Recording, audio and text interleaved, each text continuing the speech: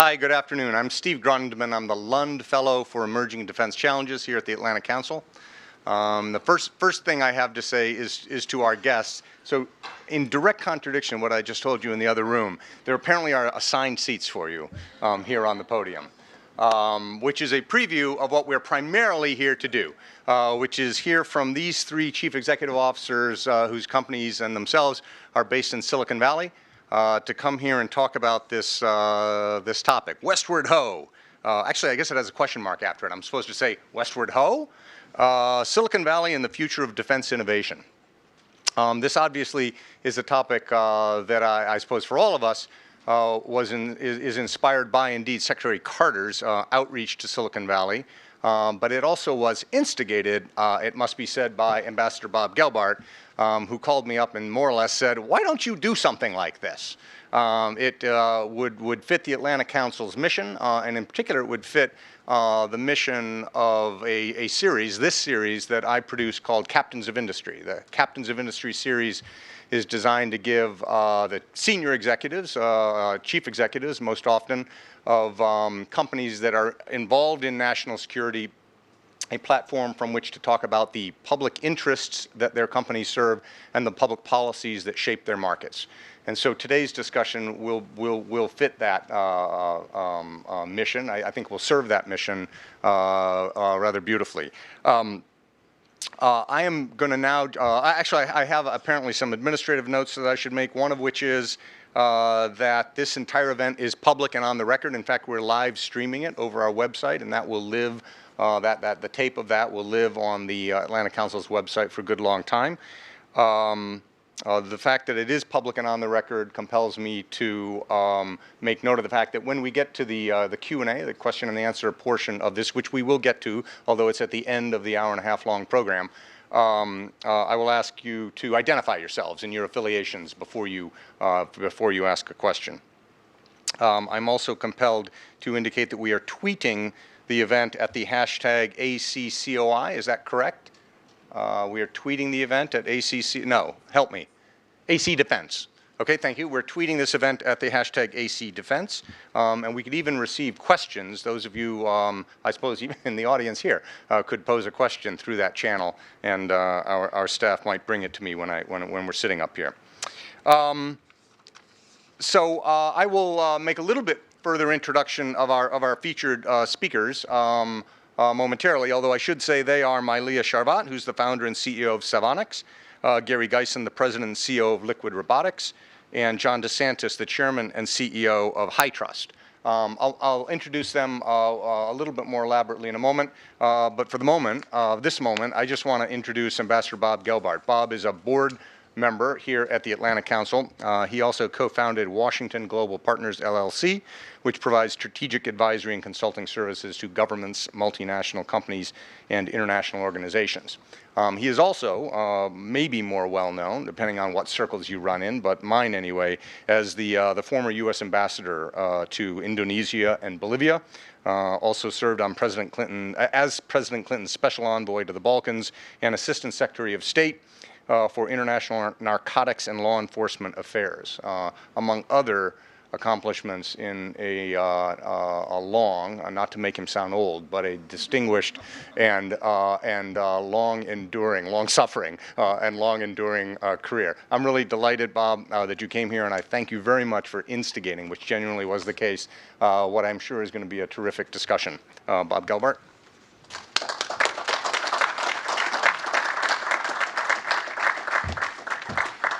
Thanks, Steve, and thank you all for coming here this afternoon. This came about because I was talking with Gary Geisen, the CEO of Liquid Robotics, who will be here on the panel, and he expressed interest, concern, frustration, curiosity about the new DIUX initiative from Secretary Carter. I began looking into it more because DIUX made no sense to me as an acronym, and discovered what it was, discussed it more with Gary, and was intrigued and very interested about the frustrations that are coming out from a lot of the companies in Silicon Valley. Now, it's not just Silicon Valley, but it's coming out a lot of the areas where there's a lot of innovation. As most of you know, there's a lot of talk these days about the US government and Silicon Valley, but almost all of that has to do with privacy concerns. This doesn't have to do with privacy so much as with innovative ideas, programs, and companies that could be of tremendous use to the US government at a very interesting and critical time. I think that the irony that there is so much frustration and so much talk about just the privacy issue and only the privacy issue is that Silicon Valley and other centers of innovation in the United States and beyond is so absolutely full of extraordinary people, companies, and technologies that I know are avidly seeking ways to become involved in positive and creative methods with the US national security establishment. We do now have the discussion that has been coming up, not just through the DIUX process, but I've noticed in the last several months all around Washington and elsewhere about the fact that there has been a kind of stultified atmosphere, that we need more innovation to deal with the dramatic new national and international security threats that we face. And to do that, the US government needs to adapt. I was curious to see just last Thursday a very interesting essay, short essay, by John Hamre. And if anybody knows anything about these issues and about how Washington works, it's John Hamre. One quote that I picked up out of that essay was, "We won the Cold War because we harnessed the creativity of American science and business to produce weapons that could defeat numerically superior Soviet forces." And he went on to express his frustration with the fact that it's simply not working now. Interestingly, Hamre then goes on to blame this stultification on defense innovation as something that has to be quintessentially inside the Beltway, going back to the 1986 Packard Commission.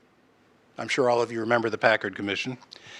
And they implemented a recommendation to put the Undersecretary of Defense for Acquisition above the revered position of Director of Defense Engineering and Research. That may indeed be a major part of the answer. It's also, as I say, a very inside the Beltway answer.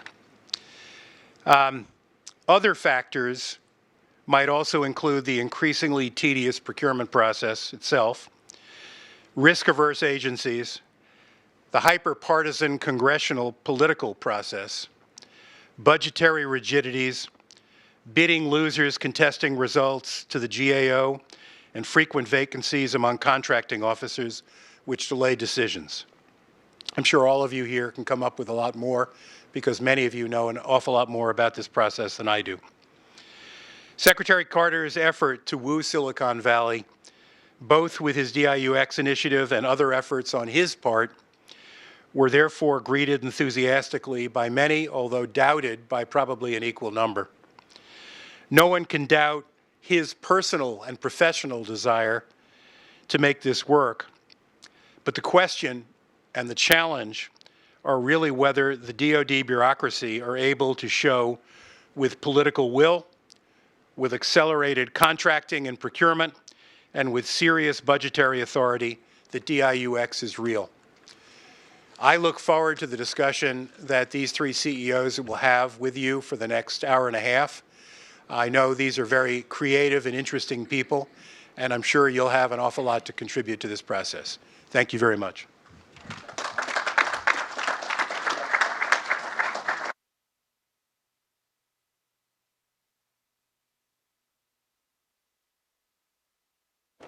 Assigned seating, folks. All right. Thank you very much, Ambassador Gelbart.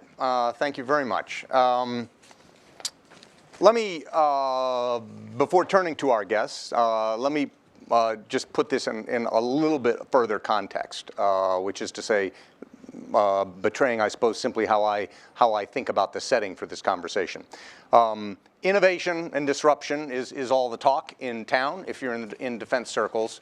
And that has at least 3 different strands to it, at least, that I recognize.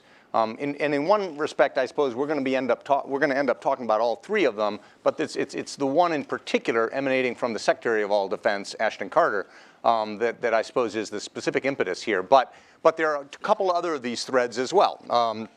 One of them I associate with the Undersecretary of Defense for Acquisition, Frank Kendall, and I think the emblem of it is his long-range research and development plan, which is an exercise to identify technologies that the Department of Defense should invest in order to sustain or gain competitive advantage over its putative enemies into the future.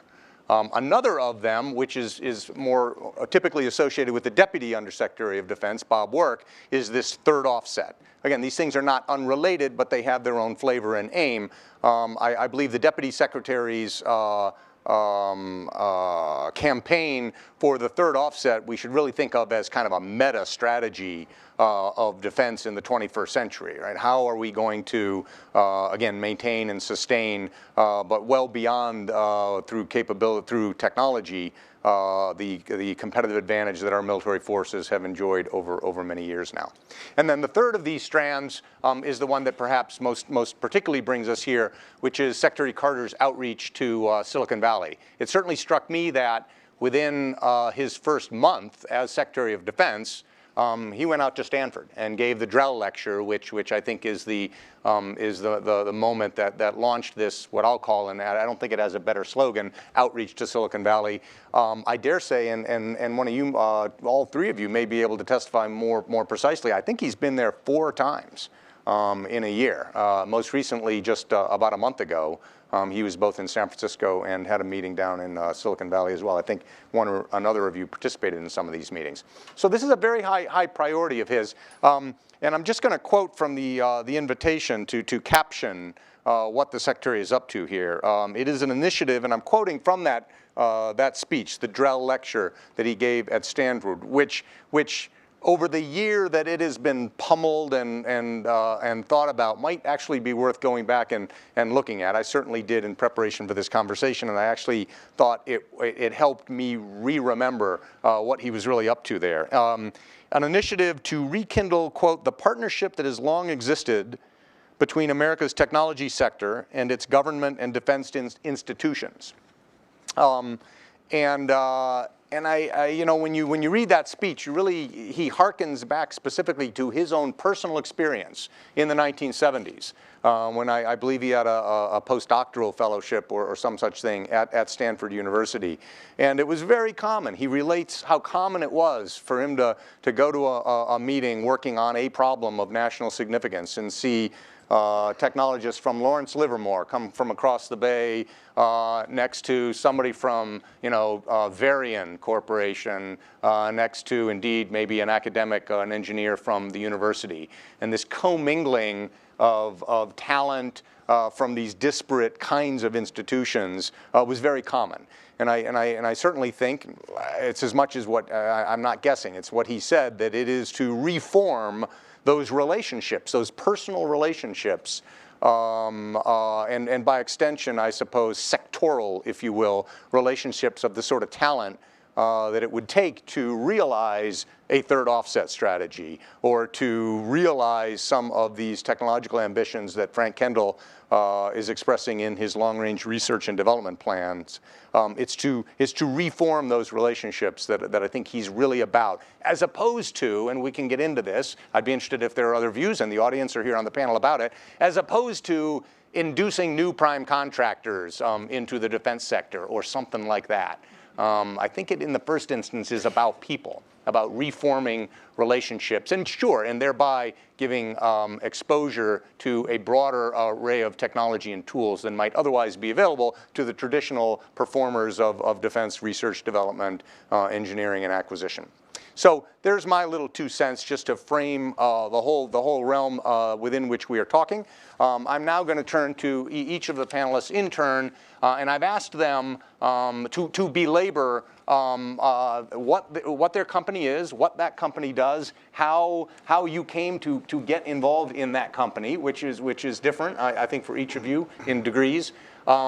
And then also how you and or your companies relate to or have had simply experience or exposure to this outreach from the Secretary of Defense and the Department of Defense more generally to Silicon Valley. That's what we're going to do first, and then we'll have a conversation, and then I do promise in the last 15 or 20 minutes of the hour we'll come to take questions from the audience. We'll start right here and then go down the line. Mylea Sharbat, I've already said, is the CEO of Savonics. She will tell you what that company does. You could read the details of her biography if you wanted. I'm just going to pick out for each of them one thing that you might not have noticed, or even if you did, I simply found interesting, and that is that Mylea is I got to get the words right, a clinical neuroscientist, yes, among other things. And it's not that often a clinical neuroscientist who also had a not short career at Travelocity. Okay, so how's that? And I just thought the combination of those 2 things, the very fact of having a neuroscientist on the podium at the Atlanta Council, was worth calling out attention to. Thank you very much for coming. Tell us about Savonics. Well, thank you for organizing this, Stephen. It's a pleasure to be here with you this afternoon. I was not a neuroscientist when I worked at Travelocity. That was career number 1. I actually graduated from the University of Kansas. There are any Jayhawks in the crowd, rock chalk, and took a job in management consulting that led to being an early employee at a company called Preview Travel that you now know as Travelocity.com, back in the first heyday of the internet boom in Silicon Valley. And I exited 3 weeks after our IPO, which means that I waited for the blackout period to end and sold my stock. And then I went back to school and earned my PhD. And that subsequently landed me with a postdoctoral fellowship. Secretary Carter and I have that in common. We discussed that when he was out there at Stanford, but at the School of Medicine in clinical neuroscience. Clinical neuroscientists are rare. The majority of neuroscientists aren't clinical. They have PhDs in what we would call experimental science, right? They do basic science, so they don't see patients. I did both. I did research, I saw patients, and I taught. So it was a really unique thing. And Savonics is a marriage of the 2 pieces of my background. It brings together my early business experience with my neuroscience background. So what we do is digital cognitive assessment. How many people in this room have ever been through a cognitive screening process with a parent or a child? Can I see a show of hands? A lot of people. And how many people would describe that as an arduous, expensive, and horrific experience? Yeah, the same hands go up. Right, so I used to do those assessments. I was that clinician sitting across from your loved one with the stopwatch and the pen and the paper, and Corsi blocks and all of this stuff. And 8 hours later, you left completely like, what the heck just happened? And if you were lucky, 5 weeks, 6 weeks later, you got a report from me that made no sense. It had no usable data. The doctor that referred your loved one to me probably also read it and went, what, no, really? I paid for this? And I set out to revolutionize that process. And there's a great piece in Forbes about why and how that transformation happened for me, but I will shorten it here to say that what happened along the way to what was supposed to be a stellar academic career, in fact, I was interviewing for a tenure track position at UCSF, which is a very prestigious medical school, when I decided to start my company, was I became not a doctor, but the wife of a gravely disabled man. And he needed this kind of testing. And I had all the access in the world and all the connections. I had the president of the American Psychiatric Association as my mentor. And still the access wasn't there. And still it was a horrible process. And still it was ridiculous. And I decided that I was going to take the research that I had seen and what I knew could be done and solve that problem. And create a virtual clinician integrated into an app that could deliver these kinds of tests, not in 6 to 8 hours, but in 30 minutes, anywhere, on your couch at home, in your doctor's office, anywhere, and deliver not a jargon-filled report, but data that was usable in a clinical setting. And that's what Savonics does. We're a digital neurocognitive assessment company. And how I got involved in DIUX is I was approached by the military. They came to me not long ago because there's several initiatives, TRADOC, P3, that are looking at performance concerns with our troops. I'm sure some of you are familiar with the fact that there are real concerns right now with both physical and cognitive performance capacity looking out 5, 10, 15, 20 years for recruits. That quite simply, our young men and women that are graduating from high school today are not cognitively or physically capable or prepared for service. And this is a true national security concern. And I was approached and asked about testing, because we do this kind of testing right now, the horrible pen and paper kind that I described, for special forces. And if any of you have ever served in special forces, which there might be a few in the room, you've been through it. And what they were looking at is, how can we do that kind of testing for every single service member? How can we look at cognitive capacity, and how can we better train cognitive capacity in our troops? And got involved in the Army Surgeon General's Brain Health Task Force that I currently sit on. And then one of my investors in my seed round is a group called BM&T Capital, and they're actually facilitating quite a bit of Secretary Carter's outreach to Silicon Valley. They're located in Silicon Valley. Peter Newell, the former commander of the Army's Rapid Equipping Force, and Joe Felter are both partners in this firm. Jackie Space is a partner there. She sits on our board. And they're leading the charge in Silicon Valley on trying to put people like me in a room with government contracting agencies and government contractors and have a dialogue about how to better make it work. And I can tell you that the prime contracting process is not the way to better make it work with companies like mine. But I will leave it at that and turn it over to... Okay, John DeSantis. Thank you very much, Mylea. You're welcome. I will again make a brief introduction of John, and then he can tell us more. What I wanted to call out from the bottom of John's short bio is that he has an AB in philosophy. Which is only ironic, I think. Only, and maybe ironic in the light of his own further career. So, John? Of all the things, I didn't think you were going to pull that one This out. is why I did. This is why I did. Yeah, because they can read everything else. Thank you. Yeah. In fact, I joke sometimes that the only university work that I really use today is the stuff I learned in my philosophy classes. So there you go. Testament to a good liberal arts education. Ethical right and moral frameworks are dominate my day. High Trust. Tell us. So my name is John DeSantis, CEO of High Trust.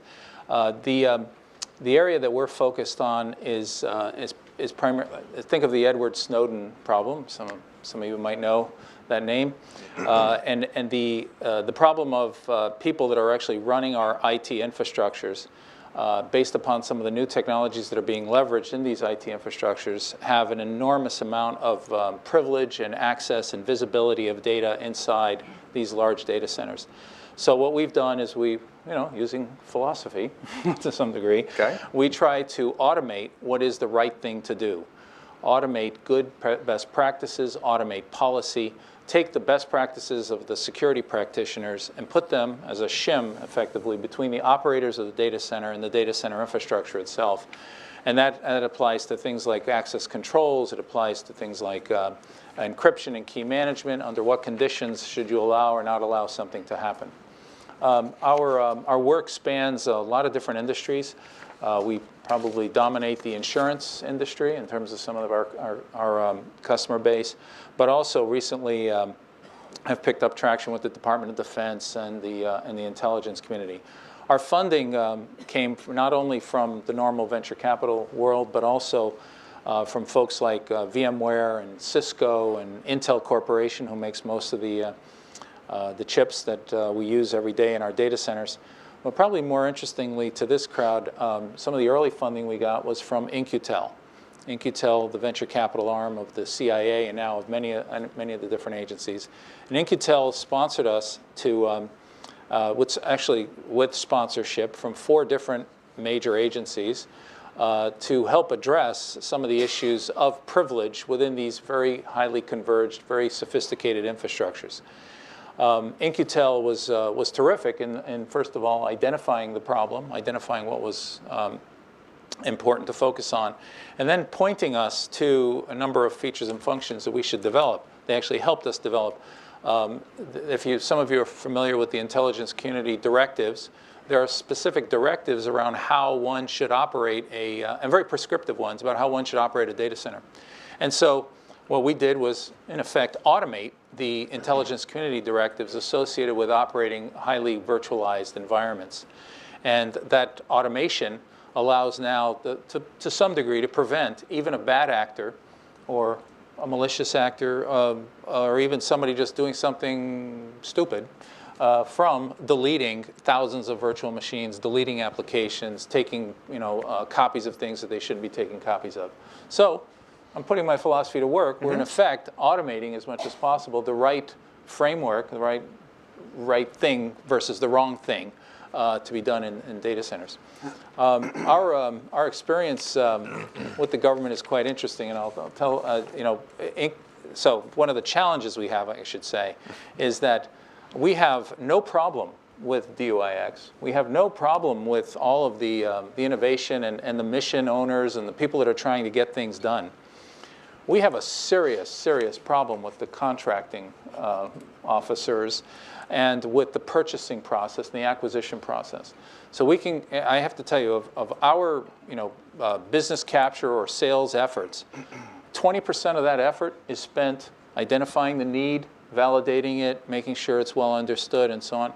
80% of the effort that we have is just trying to figure out how are we going to get this paid for, how is it going to get done, how is it actually going to work, and that is driving us nuts. And from a Silicon Valley perspective, where my background is mainly in company building. I'm not a startup guy like my colleagues here, but I take them from once the technical risk is gone to how do you build the company. And probably the most important factors you look at when you're looking at new prospects, new opportunities, new markets is there money? Is there authority to buy? Is there a need? Right? And is there urgency? And we believe there's money, and we even have, to some degree, found the authority to at least make the decision that they want to buy. Right? There's clearly a need. But that combination of where does the urgency come from, and how do you tie that to the authority has really been a big challenge for us. And it's cost people jobs. Not in my particular company, but I see my colleagues look at me, my fellow CEOs look at me and go, "You're so stupid/brave to be doing work with the federal government." Because what a risk it is from a timing perspective when you have to meet quarter, year, and so on. It's a real challenge for us. And so I consider it brave rather than stupid. But it's because, frankly, there's a lot of patriots in Silicon Valley. There's a lot of patriotism. There's a lot of desire to do the right thing. And we just wish there were more contracting officers, better ways to, for acquisition and purchasing. And before we turn to Gary, have you had any particular exposure to or this particular initiative here with DUIX? Yeah, well, either DIUX or other emanations of it. Well, yes, of course. We've been brought in to brief folks that, DUIX is a steady stream of folks from the different branches and agencies, the Army, Air Force, and logistics, and so on are coming through. And it's a great forum for briefing. I wish they would send over some contracting officers, frankly. I'm serious. I'm really serious. To really come and understand, what it is that drives our decision-making and behavior about what we're going to continue to invest in. I'd love to see more purchasing folks coming out to just, not to buy anything, just to understand. And because we have no problem getting a mission or a department or someone interested and focused and wanting to lean in on what we're doing. But we certainly have issues with, frankly, even for us to understand the process, the timing, the hurdles. And I'm just going to rant for a moment more. It's what we're here for. No, but just to say, there's a lot of inefficiencies more than what you think. There's clearly inefficiencies, but that's kind of understandable. It's a big bureaucracy. But the inefficiencies from department to department, from agency to agency, are extraordinary. When I have to go through a foreign ownership, the FOSI, that I go through with one agency. Ownership, control, and influence regulations. Right. I go through it with one agency. I went through it 6 different times. I'm going through it again with another one. I mean, nothing has changed. Nothing is different. The same paperwork and the same lead time. I mean, worse lead time actually now than ever before of trying to get past that. The same thing with the J&A, the justification and authorization for a sole source. We got J&A sole source from agency 1. We got to get it again from agency 2, and you go to agency 3. No, their lawyers have another process they want to go through. Another one for this guy, another one for that guy. It's just these are speed bumps that are very, very frustrating for us. Yeah. So. You know, you alluded to the stage of development of your company, and again, just to get people in the right frame of mind about your respective companies, and then I'll ask Gary to do likewise. Could the two of you characterize either by size or product or something? Where are you in the scheme of development? We're very early, so our product's in beta right now, and we're pre-revenue, although we've signed some major contracts, so that'll change in about 2 months. And we're what you would now characterize a growth stage startup. So we've done 1 round of institutional investing. I'm actually going from here to venture capital meetings tomorrow and Friday because we're getting ready. I know, right? Yeah. They don't want to hear about the government as a customer. I can tell you there is nothing a VC. You guys are nowhere on my deck because VCs just go, oh, forget it.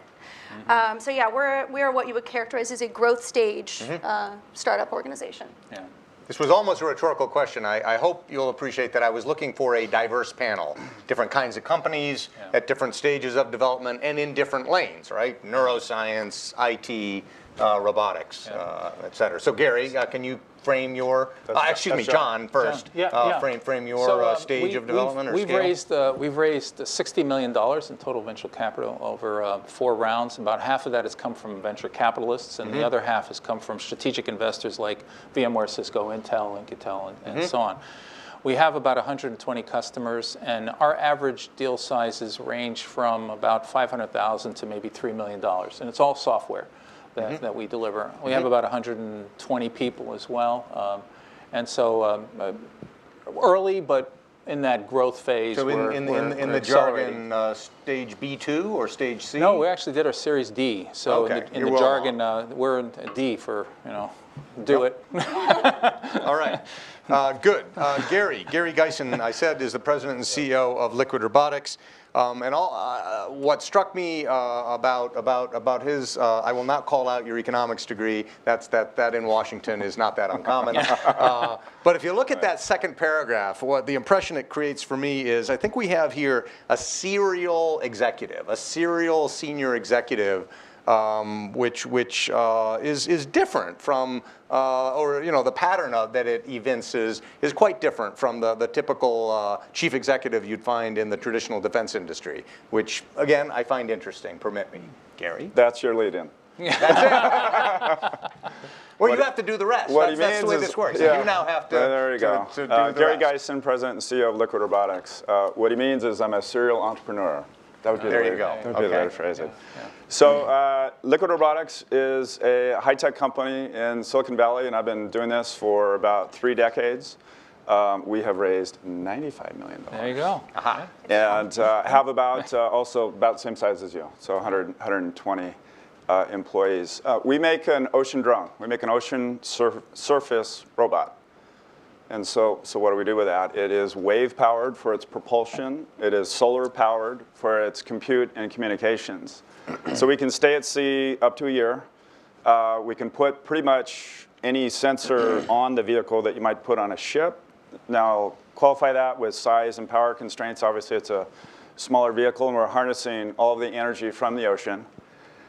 Missions, again, can last 3 months, 6 months, a year in some cases. And basically, we can go anywhere and listen for things, collect data out of the ocean. So why is that important? Man, what brought me to the company? It's, 2/3 of the planet is covered by water, and yet we know less about the ocean than we do about space. It's not sensor networked. And the reason it's not is it's expensive. So the further you get offshore, the more expensive it becomes. The more fuel you need, the more crew you need, and if you're aircraft, it could be limited duration, et cetera. So robotics is here, and you read about it everywhere with aerial drones and land drones and Amazon delivery and Google cars and all sorts of different things. And we're the leader in the ocean for a surface platform. We do quite a bit of business with Department of Defense. It's actually, there's an interesting story here. So this is how the company started. So the idea behind this company was actually one of our founders that had an idea. He wanted to listen to the humpback whales off the big island of Hawaii in real time and pump it into his house. So it's a high-class problem, right? Once the Navy heard about this platform that was an autonomous platform, it's robotic, it doesn't need any fuel, you can put sensors on it, you can listen for things, aha. So we actually were incorporated in 2007 as a result of the US Navy. And we are just now going operational. And so we are a commercial company. We partner with people that put things on it to listen for special things in special areas, as you might imagine. But we also do a lot of commercial business. So we do oil and gas is a big sector for us. Marine research, believe it or not, we're tracking great white sharks off the coast of California right now while we're hunting submarines in particular areas and while we're looking for illegal fishing vessels in the South China Sea. So it's really incredible, coming into work each day and you've got all these missions that are just fantastic. It's a blast being involved with this company. Full disclosure, I was involved, Secretary Carter did a panel of 10 CEOs right after DIUX launched, and I was there. And I think the answer is a little bit different. So John, you and I may differ on what the answer might be. I don't think it's training the existing contracting officers and fixing the current procurement system today, because that's going to take a long time. The reason for that, it's designed for big things. The F-35, the bomber program, aircraft carriers. It's designed to extract all risk out of it. And if you look at what just happened with the bomber award, it got protested, right? So, a company like ourselves that designs something that can help our country, you can't wait that process out. It's just too long. And so if we were not a commercial company, serving oil and gas and serving other commercial markets, we would have been dead long ago. But I agree with you, John. I mean, there are a lot of patriots in our company that want to do the right thing, and we've got something here that can really help our warfighters. But it just takes a long time. But when we get into the debate, there's some ideas I have about this. I wonder if you could, I'm sure it was somewhat confidential, but given the exposure you had directly to Secretary Carter in the early days of this initiative, sure. Does my summation of it, is that a fair one, that he's about reconnecting a community of technologists? Sure. I mean, there was controversy about it that he was saying really don't work with the defense primes and only work with Silicon Valley, and there's no innovation except for in Silicon Valley and all that. Too. Yeah. Which I don't think is true. I think he's trying to open it up. I mean, look at the innovation that's occurring on an iPhone, right? Mm-hmm. How do you take advantage of those synergies and that scale into things that could help in defense? You can. Mm-hmm. We're doing it. Mm-hmm. We're doing it in our platform, right? So I think Secretary Carter was out there he was listening. He was getting ideas from all the CEOs, so I agree. Okay. All right, before we continue this conversation, I want to encourage those of you standing to take the advice or hand of our staff and take these seats. It'll make you more comfortable and those of us here more comfortable if everyone is sitting down. So please, if someone on the council staff could give them a hand, there are seats available here, and I'd encourage you please to take them. Even right here in the front row, don't hesitate. So, stepping out of your own boots for a second, how would each of you in turn characterize the Valley's general reception, not your own individual reception, but maybe as not that I think any of you really wants to do this, but I'm going to ask anyway. On behalf of Silicon Valley, how do you think this is going down? What do you hear Not very well. at the cock? Okay, let's start with Gary then. Tell me how it's going down, and if it's not well, why is it not going down well? So I think, I'll just give an example. And I'm obviously not going to mention names, but we're pretty well known in the Navy, and we're doing a lot of things. We're going operational and that sort of thing. And we was at the Pentagon this morning, meeting with a 4-star, and it took us 3 months to get that meeting, right? Mm-hmm. So if you're a startup that's trying to approach this marketplace, you don't know how to get in. How do you get in the Pentagon? How do you get that meeting? Who do you know? You don't know anyone. And then you're worried about IP. Do you have to give up your IP? Mm-hmm. Can I build a commercial product, or am I going to have to effectively freely give away the IP that all of the engineers have worked on? And so lots and lots of skepticism. And the other part is it funded? How well funded is it? You know, can companies come to DIUX and pitch their ideas and perhaps get a project funded? I don't think so. Let me stick with you, Gary. How important since 2007 has Navy funding been to either or both of the capitalization of your company or just the plain old revenue stream that you've relied on? It's been really important, and I also don't want to characterize it that it's not possible.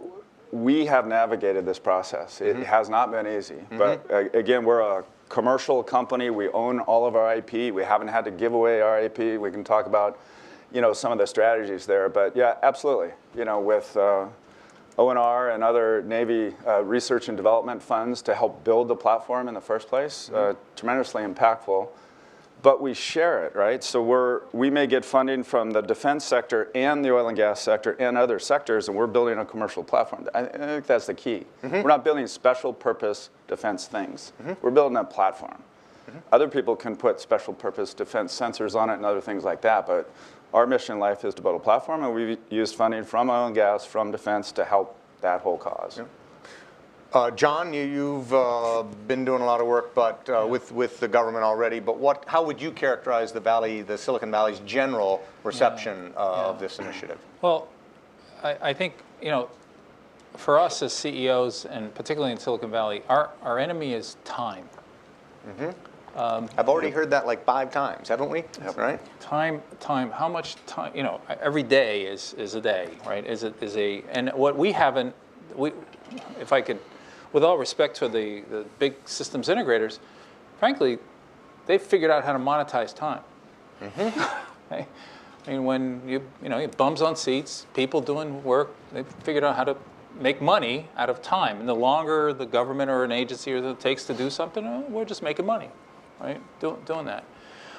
We are fighting time all the time. So I sit there and I hope I speak for my colleagues. When you go every day, you're trying to figure out what am I going to do today. What am I going to do this week? What am I going to do this month? And a meeting with DIUX is good because you're planting. You hope you're planting seeds. You're planting ideas. You're getting some motion there. But I have a thing that I say with my sales force, and I say I have a definition of what is a good day. Right? And a good day is. Because they always, I had a great day. Okay, well, what is it? I'll tell you what a good day is. Did you find an opportunity? Right? Did you advance the stage of an opportunity? Or did you close an opportunity? Right? Those are the 3 things. That's a good day. Right? Did something move down the funnel? Right. And that's what we deal with every day, right? Is trying to have good days and trying to uncover opportunities. And I'm just not sure that the speed at which we are operating, there's a speed mismatch. And that's a generalized. That's a general reaction to the government saying we're here to help. And Malia said it. VCs are venture capitalists who are funding our companies, and at least half the funding for me and most of the funding for both of you are just as impatient, if not more, than we are to get returns to their shareholders, and they want to see progress. So what they think is a good day is, did you get an offer for the company? You're on your way to the IPO. Can you go public? And so on. They have a different definition. They have a different funnel. Same idea. Of a good day. So you have to think that's impatience and time being the enemy drives a lot of the behavior, even all the way down to the employees. I mean, everybody we hire, everybody we have on our staff is also they want we want to get something done. We want to build something. We want to have a project. We want to get money. Now. Yeah. And there's, the whole valley, I'd say, is almost dominated by this impatience, right? That we have. Would you agree? Oh yeah, I would agree with everything both of you said. And when I mentioned the venture capitalists, it was really to illustrate a point because we're also a commercial company with a platform. We're software, but like Gary, we don't just sell to the government, and like you, we don't sell to just sell. In fact, the entire U.S. military represents about a 1% of my entire market, just to give you a feel for the fact that it's not all that. Now, then you kind of go, well, why are you even interested in it? Remember earlier when they said that there's patriots in Silicon Valley? Yeah, you're looking at one of them. So we actually really do care about our military. We do care about our national defense. There is a concern among educated entrepreneurs in Silicon Valley about getting the best technology into the hands of our warfighters and getting it and optimizing their performance through using the best tools that we have available. The timing thing is a big deal. I mentioned that the majority of our market is healthcare, and sales cycles in healthcare are what venture capitalists consider really long. They're 9 to 18 months. They don't want a sales cycle that's 9 to 18 months. So just think of that in context to the prime contract process with the United States government, which can take a decade. A decade from now, they expect us to have exited this company. They expect an acquisition or an IPO to have happened. They expect to basically no longer be, primary shareholders in my company. So when we start talking about something that might happen in 6 to 8 to 10 years, it just like this wall. They don't care. They don't want to hear it, which is why the government's nowhere. And really, it's that one little percent sliver, and we don't even talk about it when we're pitching the company to investors. And I think that is a huge mismatch. And I think it was you earlier, John, that talked about the disconnect between the users and the decision makers. So you'll have the users, the people who need the product in the field, right? And they're the people that are going to be using the technology that you have. They know they need it. They know they need it now. They needed it yesterday. But they can't make a decision to buy. And then you get into sole source issues, which is where IP comes up. Because in order to justify a sole source contract, you have to write down why what you do is so unique. And they want you to go into the kind of detail that would make a patent officer blush. And seriously, and that's a huge IP concern. Because then what they also want to do is say, well, we also have to show this to all these other companies and see if they could do it too. Well, no, we're not doing that. So there's a lot of things that go into, and I turned down writing a white paper for the military, because when I looked at what they wanted me to put on a piece of paper about what my company does, they said there's no way that I'm going to expose my IP in a process like this. I won't do it. It's irresponsible of me to myself, my employees, and my investors. And so we walked away recently from an opportunity. And then I think the opportunity for conversation is great. DIUX, I mentioned earlier the Army Surgeon General's Brain Health Task Force. We've had lots of meetings where we talk. No decisions get made. And that comes back to, I think, the timing. There's a disconnect. There's this focus in the government on meetings and process and committees. And I'm looking for a meeting with a decision at the end. Okay, we had a meeting. You want it, you don't want it, right?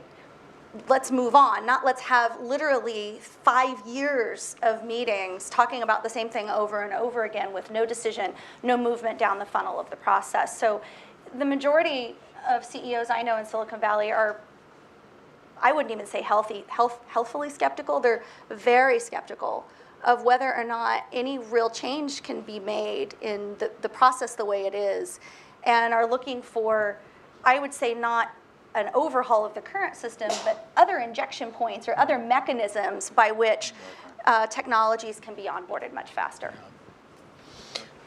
Indeed, you kind of lead to one of the other questions in my mind. I wonder if, or let me put it this way. Getting sales sounds like way too much work, a huge barrier, and yet you're here, So what I'm wondering, and I mean this seriously, I don't have a tie. and let's stipulate the patriotism. We stipulate the patriotism, which I mean seriously. I don't for the minute doubt it. What else either does or could or has the government, the Pentagon, offered that makes you all get on an airplane and come here when I invited you? What's the pony? Well, Okay. There is one, right? This is also a rhetorical I question. look like Johnny Manziel, and that's a bad thing to do. But Let's start with These John days. and then come to Gary. There you go. So will the money authority need urgency? There's clearly money, right? What There's kind of clearly money? Capital? Revenue? There's Everything? money. Does it matter the Yeah, difference? It doesn't matter. I mean, It doesn't? Okay. At least to me, it doesn't matter. I mean, how I get it. Money's money. But I'll tell you, I mean, I have personal interest as well. It's you know, I have a son in the Air Force. He's in Korea. He's doing some very interesting work, and it's interesting to have DUIX actually bring in people from the Air Force who are trying to improve some of the processes and things. And to me, this is like the very personal mission I'm on to say, hey, I could do stuff that actually can help, you know, people that are not just, you know, protecting lives out there, that we can actually do something to help protect lives. And it's a noble mission. So there's, I want to pull the thread of In-Q-Tel's involvement in your capitalization. What role did that play? Was it significant? Was it an endorsement that helped the rest of the syndicate? What was because let me just one of the other actual concrete steps Secretary Carter has taken in addition to creating DIUX, Defense Innovative Unit Experimental. I wanted to get that acronym in here before we were done. Is to I guess draw in, might be the way to put it, In-Q-Tel, and a pre-existing entity that was sponsored by and financed by the intelligence community into the DoD mission explicitly, if it wasn't already. So, and In-Q-Tel was one of your financiers. yes. Yeah. Say a little more about that. How significant a role that I mean, In-Q-Tel In-Q-Tel in played. its current form actually is working really well. I know in the early days it was, you know, finding its way, but right now the way they do it is they find sponsorship within the agencies, and they say, hey, you know, there are problems. Problem descriptions or problem statements that come from the agencies. And then In-Q-Tel plays a role in going out and looking for solutions to those problems. But at the same time, In-Q-Tel looks for solutions that where the agencies haven't articulated a problem and says, hey, we think there's something really cool here, you ought to look, and let's bring it to these agencies and present it. A really interesting and cool conversation gets started. And then very rapidly, frankly, I think amazingly in terms of government time, right? They're able to identify sponsors and then get those sponsors to say, yes, we will sponsor a work program. And they actually give us money in terms of real revenue. Oh, it's not normal capital. It's not capital revenue. investment. It's revenue. Okay. That's a change in their model. That's right, and it's Okay. a terrific change because I get to take that as almost like non-recurring engineering, or you know, it's professional services or something, and we throw in a few licenses and things like that. But there's real. It's a work program with deliverables that says, hey, you're going to do these. We will help specify some of the special requirements of Agency X or Department Y and so on, and then you deliver those to us. That is wonderful. We get paid on time. In-Q-Tel is the contracting officer? They're the contracting officer. It's clean. I don't have to give up my IP other than the normal, you know, stuff that you have. It's the transition from In-Q-Tel to then the agency who says, hey, I really like this. I want to buy it. Oof. Then you run into, you know, Okay. I wish there was just this almost, there's a term called fast track, but I can tell you it's not fast. There should be a way to just slide right in, right? And say, okay, you satisfied the requirements, we have the budget available. Yep. Let's get on with it. Right. I mean, But that's an answer to why you might not be here. I just want to focus on why you actually are here. So if DUIX, I mean, if they could quickly lead to programs and sponsorship, I mean, of significance, all right? I don't mean 50K. Sorry, I mean, that may be a lot to some folks, but I don't mean 50K. 50K doesn't, you know, it's like, come on. But if there's, you know, $250,000, $500,000, that's significant to a startup. That's enough to get you out of bed. That's enough to get you going, right? And if there's $1 million or $2 million or $3 million, you know, the SIs might think, you know, that's a change order for us. No, that's significant for Silicon Valley. So it's not like you need a lot of money. You just need some speed at which at which you can deploy that. But money. also critically, I'm hearing you say what I'd call idea brokerage. Yeah. You have this problem, they have that solution. It's that piece. right. Gary, did you want to get in on it, as it were, why you're here? So the question, why am I here? Or well, you know, what is it? What is it that No, in spite of it's- all these obstacles, well, interests you, a serial entrepreneur of Silicon Sure. Valley, It's a huge to market. take a meeting in the Pentagon? Yeah, no, it's a massive market. Okay. And you know, we do something a little bit differently. I mean, we're operational. We're in the water. We're doing things in the water, which is different than probably what you're doing, which is selling things into the data center and all that. So for us, you know, the prime contractors are a lifeblood, actually, because we have a component of a system. We're at the surface, but there are undersea things, there are aerial things, there are spatial things. We're platform guys, so we build a phenomenal, you know, ocean robot. We're not submarine warfare guys. We're not surface vessel detection guys. We're not oil and gas guys. We partner with people that are. And so the way that we figured out how to skin this thing is, you know, we're in a system of systems, and you know, the Boeings, the Leidos, you know, the Northrops of the world, et cetera, will package that together and then take that to the customer. So we're not trying to attack that, what I would consider large program procurement process directly, because it's a fool's errand. What I was talking about relative to DIUX was a different idea of how startups, maybe startups like new John companies, new Milea companies, could go approach DIUX and perhaps get funded. But it's different than how we've done it. So, you know, we've been commercial platform. Again, we've never given up IP. We've gotten government funding. You know, we've been successful in doing that. We've navigated our way. It's been hard, and you know, as I said, it's taken a decade to get operational. But once we are operational, that's big dollars for our company. It's going to help scale. This is just one segment for us. It's going to scale our company dramatically. So if I may, I hear your answer as the old-fashioned way. They have meant meaningful revenue to us. Sure, The government does. Absolutely. Okay. Now we had to learn that the hard way, right? Which is, you know, you can't, trying to take this machine on directly, it's just impossible. So Milea, you have, I was introduced to Milea by Jackie Space, who's one of the partners in this consulting firm, BMNT. The other two other notable figures of which are Peter Newell and Joe Felter. And Joe Felter. And as you may know, if you've hung around at least Pete, he says what the government has to offer Silicon Valley is really hard problems. And I wonder if that's your inspiration for flying across the country in spite of the 1% of your business's interest that might be in government. Is the government, the Pentagon's got some really hard problems, and that's very attractive to people in Silicon Valley. Is that a fair, I'm taking it from Pete Newell, but is there something to that?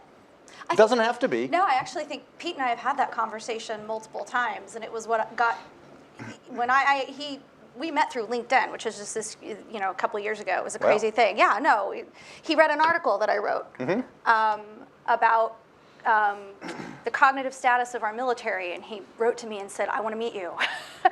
And there's the patriotism. Don't discount the patriotism, because like John, I didn't. I meant to take it for granted. No, but actually. there is. You take it for granted. You know, I come from a military family as well, and that's not a small thing in terms of looking at what matters to you and not wanting, you know, your nephew to come home through Dover. That's a very real thing for me. But yeah, that's actually at the top of the list. It's a big hard problem. The hard problem, the big challenge, and you know, because the one thing about, you know, people that start companies is we work an 80-hour week so that we don't have to work a 40-hour week. And that means that what we like is the big problem, right? Give me something that nobody else has figured out how to solve, and I will solve it for you, and I will do it faster and cheaper than anybody else. And there's a big mode, that's the pony, is being that person that solves the problem. And I think that's that carrot for most entrepreneurs that's out there of, yeah, I want to be the person that gets this right, fixes it, and nails this. And you know, it's a great thing to do that for somebody like a Kaiser in my field or something. But wow, to do it for the DoD? Heck yeah, bring it. I mean, that's something that's at the top of the list. And it needs to be hard, and it should be hard. But what should be hard is getting the solution right and nailing it not this other stuff. This other stuff shouldn't be that hard. It doesn't need to be that hard. The difficult part should be the other thing. It should be getting security software that prevents another Snowden. It should be getting software that enables us to cognitively test our troops so that we can build teams that are optimized for performance, and so that we can look at traumatic brain injury instantly in the field against a baseline, because we have a cognitive baseline on every single soldier. So we never have to ask that question again. That's the hard part. The problem should be, working on the problem should be hard, not getting to work on the problem. Yes. Right. Yes. Okay. So my last question, and then I will turn to the audience, is so do each of you have one or another practical, sort of tangible suggestion for how what at least your companies want to do with the DoD could be facilitated?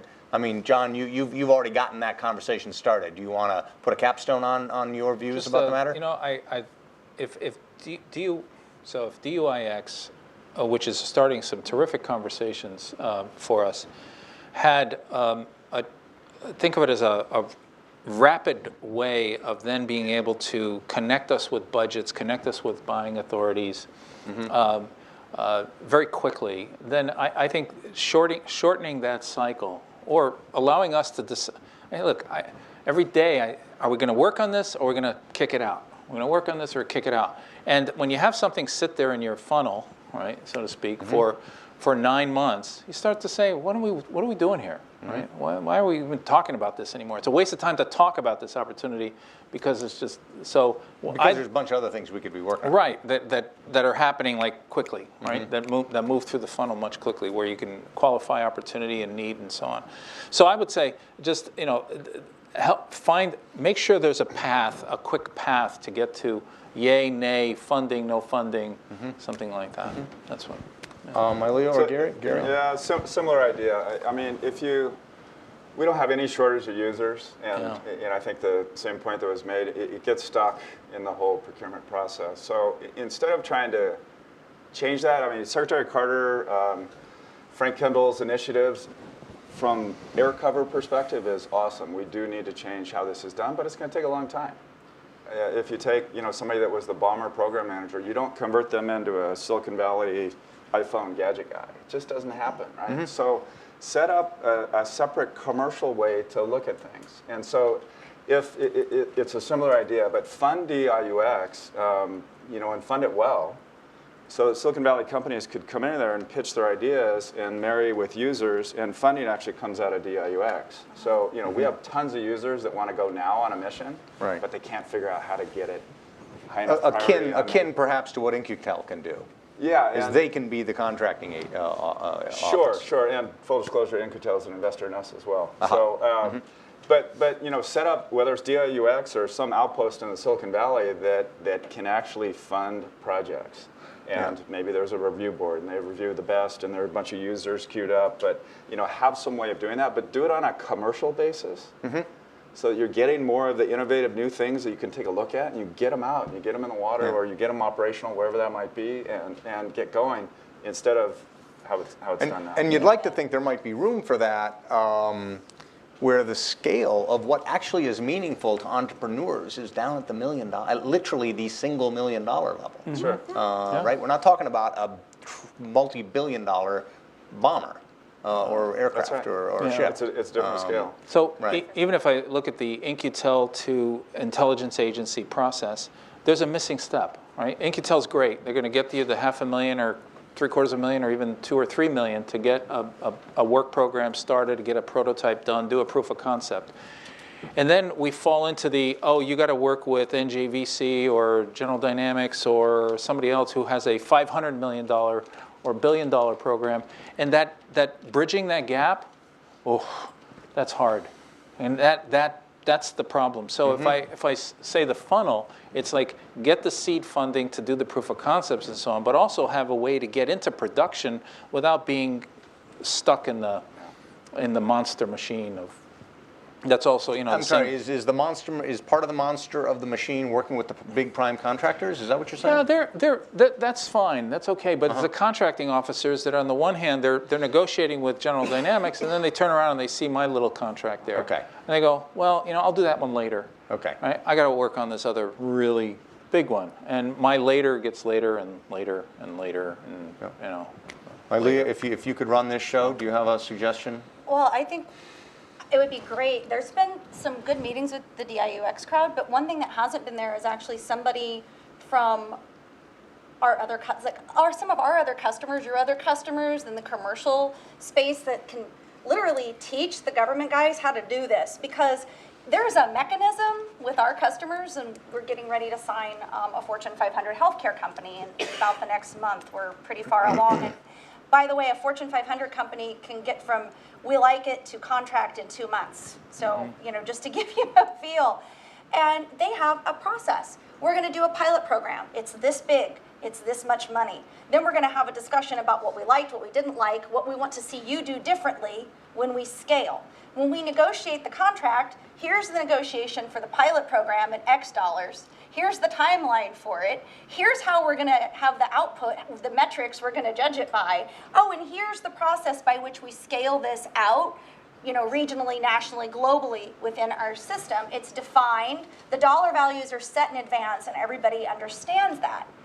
That, to me, that's what really needs to happen here. And that would fill that gap, right? Is how do you go from this pilot program, which you can get through InQtel and through other, you know, there's their Rapid Innovation Fund. I mean, there's other mechanisms for getting these pilot programs, but there isn't anything built into that, as John was pointing out, to then scale that up beyond and to actually then what next? And that, I think, it would be great to have DIUX get folks from industry in the room who know how to do that, because it's not that hard.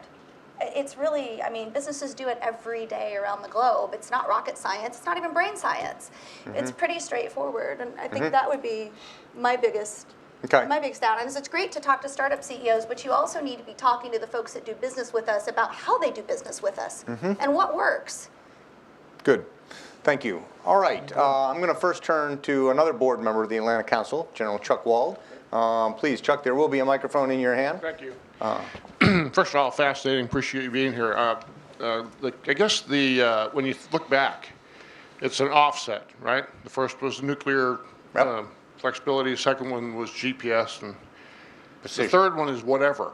And the real question I'd have, first of all, I get the frustration. I'm in private industry now too, and the contracting sucks. I get it, but that's not really the issue. First of all, I got to hand it to Ash Carter and Work and Kendall. I think they have made the debate live. Right.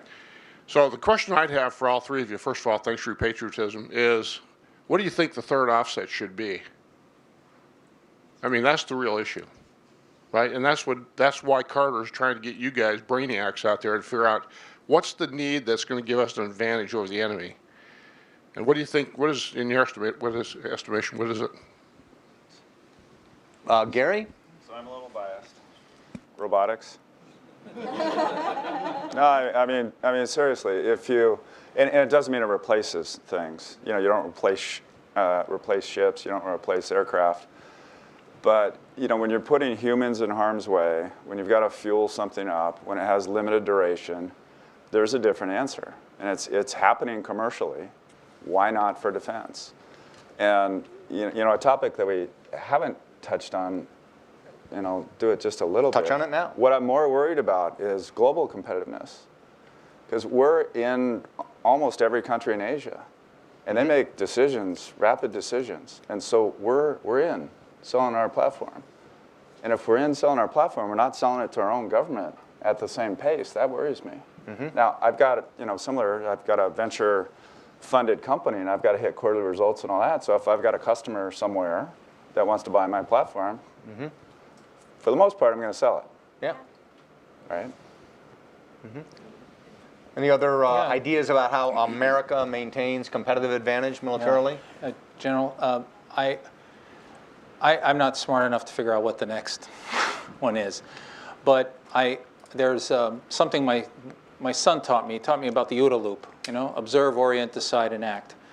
And if you can keep, as in what he taught me was, if you can keep your OODA loop tighter and faster than your enemies, you will always have the advantage, right?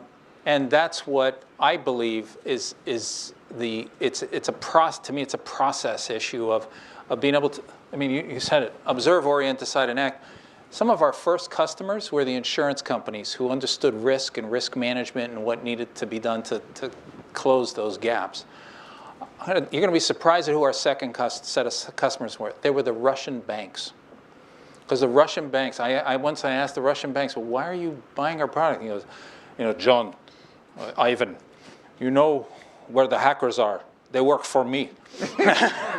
And he was trying to protect his own bank from the people, the systems administrator, the Snowdens within the banks. So very quickly, they're making their observations, they're reorienting themselves to new reality, they're making decisions, they're acting quickly. And I think that is, if I wouldn't say I'm smart enough to figure out what the offset is, but I do know that the innovation cycles that we go through in Silicon Valley can be very, very fast. We can reorient ourselves to new realities, decide and act so quickly. And that's, I think, how we're going to continue to maintain our competitiveness economically as well as militarily. I was going to talk about the OODA loop too, but in a different way. So it's really critical because, and I don't want to discount robotics and I don't want to discount technology as being critical because we're entering a very different space in the future. It's not, the future of warfare, in my opinion, and I don't know, well, I'm not a general, I'm not militarily trained, but I watch and I pay attention. We're not talking about things that are going to be won by aircraft carriers. We're talking about cyber attacks, and we're talking about hacking, and we're talking about these kinds of, one guy with a nuclear bomb, and how do we stop him? And the OODA loop's important, but it's a human that's in that loop, that's making decisions. And I said something earlier about the lack of preparedness among our young people for military service. It's probably not a shock to anybody in this room that there's huge concern. We're falling behind globally in science and technology education. We're not graduating people out of high school that are ready for military service. We are facing enemies that are really smart. They are geniuses, many of them. Their education systems are better, and they are taking the top people in their society into their military. And we are not optimizing the human element, I think, in the way that we need to be in charge of everything that's going on. And it's not to discount that, but it's going to be a human that's making a decision about how to deploy all this technology. And if that human is not the sharpest tool in the shed, right, we have a problem. And we are facing that. I mean, I spent quite a bit of time talking to 1 through 4-star generals in the last year, and they're all concerned about this. This isn't, they're all concerned about it. And I would say that we have to look at the training and the skills that our military need to engage in that next wave. Okay. Loudly, because you don't have the microphone anymore. Just as an aside, ask Secretary Carter to recognize that that's his force of the future, which is another, by the way. Yeah. I mean, he doesn't get enough credit for the fact he understands we're in a dire straits here. So I think part of what you're talking about there is going to be the challenge of trying to, first of all, you guys aren't going to be in the military because you wouldn't make enough money. No, I mean, you're good people, but You don't need to tell me. Hey. There's a reason. No, my point is, how do you attract that talent to do exactly what you're talking about in a high-tech world is going to be challenging, so thought there would be helpful too. Yeah. I can't help but observe, given your question and this particular composition of a panel, that one of the more compelling articulations that I've heard of the third offset is from Bob Work himself, who talked about revolutionizing man-machine interface, Yes. right? Yes, absolutely. Using neuroscience, data analytics, and robotics. Maybe there's something to that. Randy, give me 1 second to ask Vago Muradian first, and then I'll come to Randy. Thanks very much. Great discussion, Gary. Good seeing you again. Good to see you. What's the best?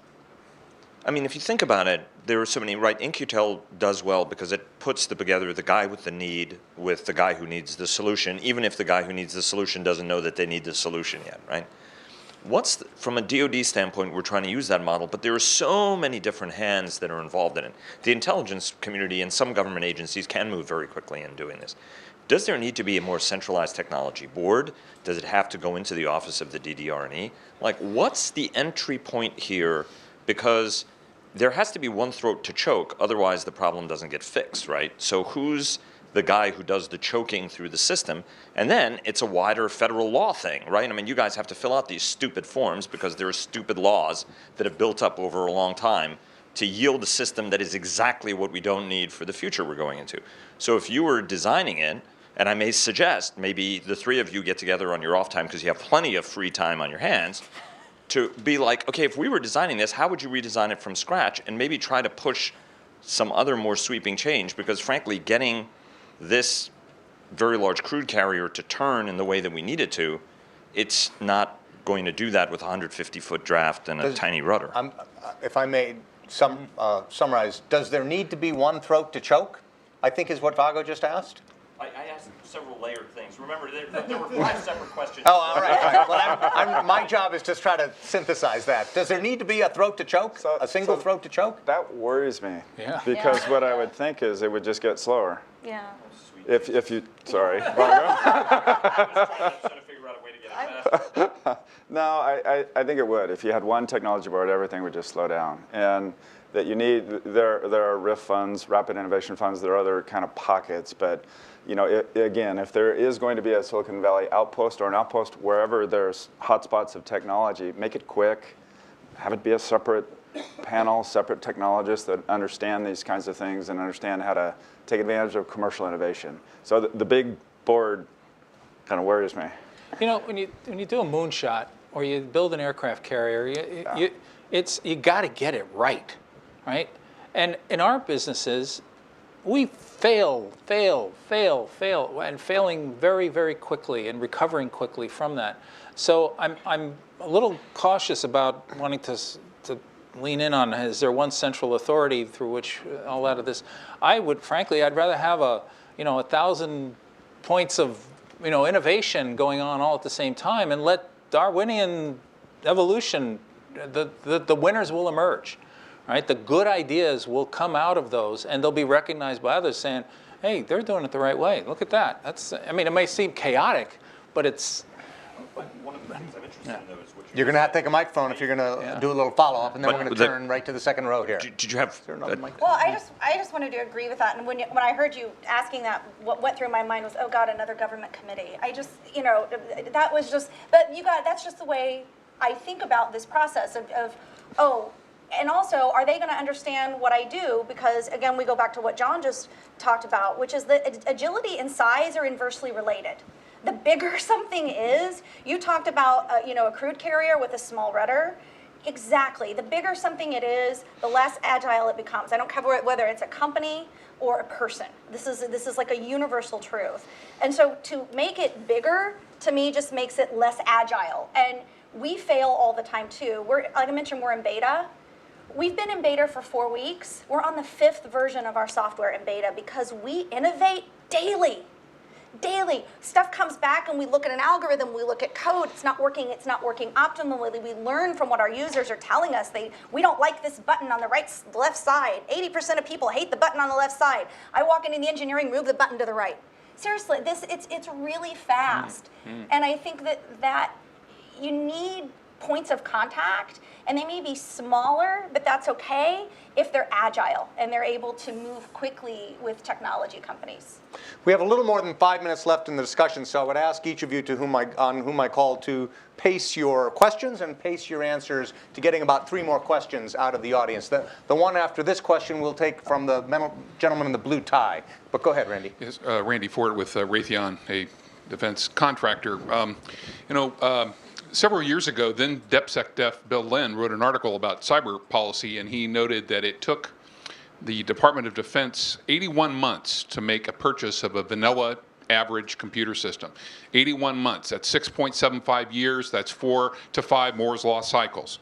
So everything you're talking about here, I would fully concur, completely support, But isn't it, at the end of the day, I mean, Ms. Sharp, your idea about bringing in the private sector, the Fortune 500, to talk to the government contracting people, it would be like talking in Aramaic. They wouldn't get it. So at the end of the day, aren't we really talking about you're the exception and not the rule? Because is it really possible to take that giant government contracting thing with the FAM and the FAR and all of the, every profit has to be negotiated. And oh my, you want 30% profit on your price? Sounds pretty, no, you're not going to ever get that, not through a government contract sort of thing. So are we not just talking the exception and not effectively trying to routinize the process you're talking about? I don't want to be too pessimistic, No, but that's kind of what I'm coming away with. No, I think you're right. I think the reason that we've been able to do well is we have something obviously very unique. It's not, I don't have 10 competitors that have the same thing we do. And we've said we're only going to sell a commercial platform. We're not going to do cost plus. We don't do it. We're not going to give up our IP. We don't do it. You want the platform, you got to buy it commercially. And that's just what we've done since we've started the company. And it's worked out, but I think it's the exception. And I think because we have something that's very, very different. John? We don't have a problem with the FAR. I mean, there's vehicles to protect us from that or shield us from what has to be done in the FAR. So that's really not an issue. It's each individual agency's interpretation of the FAR that drives us nuts. Right? That we find that the lawyers here are going to pick on something that the lawyers over there didn't, or and so on. So to me, it's that somehow getting some efficiency through that. And I don't know whether it's a central authority. I don't know what it's, God forbid it's just one big group of lawyers rather than 17 groups of lawyers. I don't know. By the way, I have and we won't discuss it, but I have a maybe contrarian view, which I can't help it, Randy, but your question suggests this. Maybe the big defense industry could actually intermediate this in a productive way. Hold that thought, because I promised a question to the gentleman in the blue tie. And then, Michael, did you have a question? And then we'll end on a question at the back corner. Please. I'm Scott Hayford. I'm actually the Director for Industry and Innovation for the Undersecretary for Intelligence. So 2 questions, and I've kind of seen it here somewhat. Interaction with SOCOM. Have you all had interaction with them, and how? Because everywhere I go across the U.S. so far, they've already been here.